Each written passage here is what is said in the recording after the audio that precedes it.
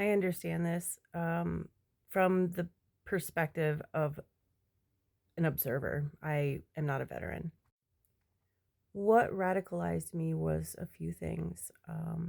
The first being that I, I was too young to put my finger on it, but something about my dad's patriotism just seemed really corny to me.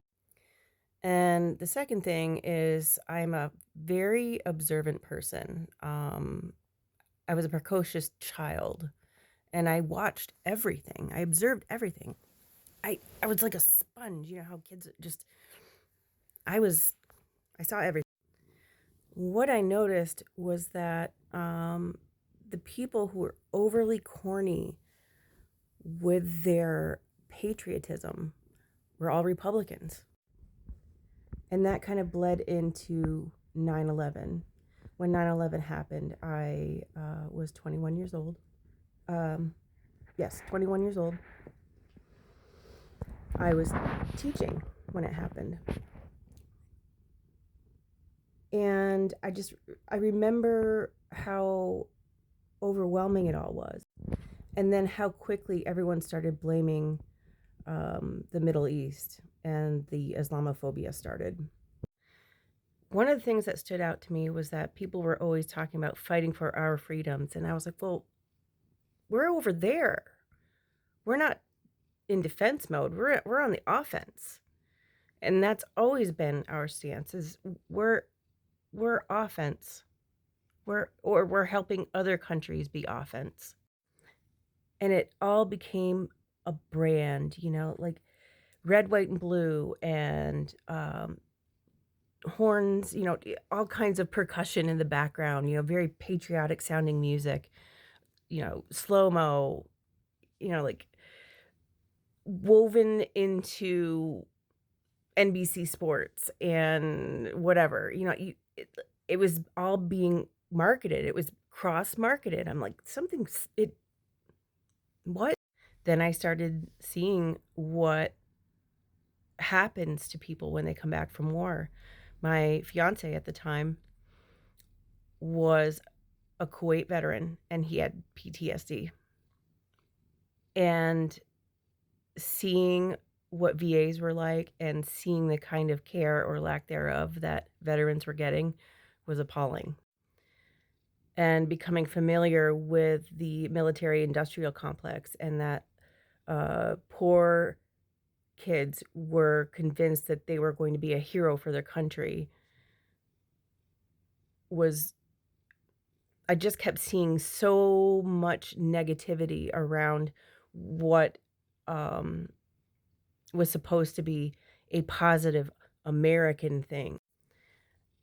And I just kept saying, there's two sides to every story, and we're blowing up civilians in other countries, and we're appalled at 9/11, as we should have been, because it was a tragedy and innocent people died.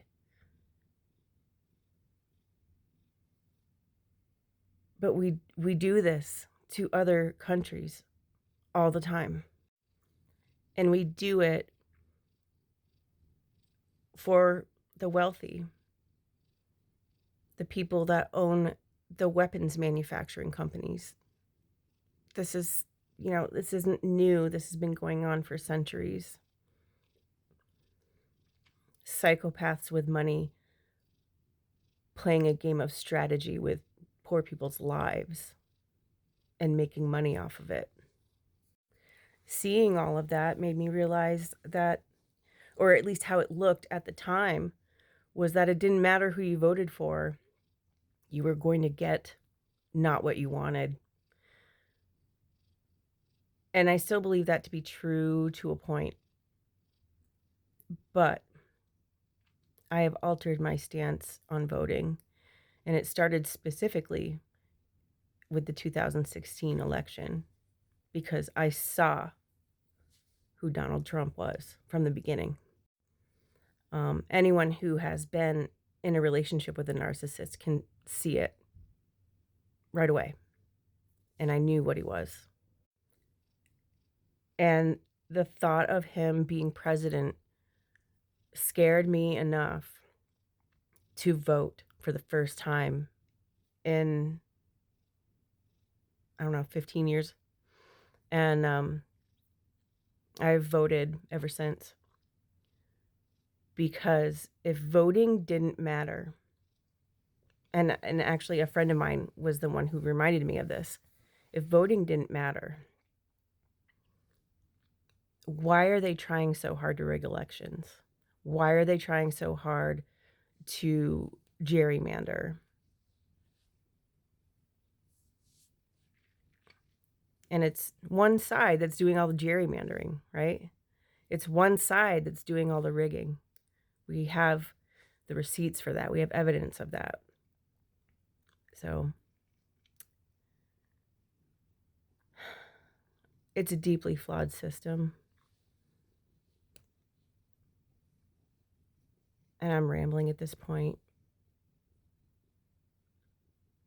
But holy crap, I think, like the mystics say, there's a revolution every, what is it, 250 years? It's happening.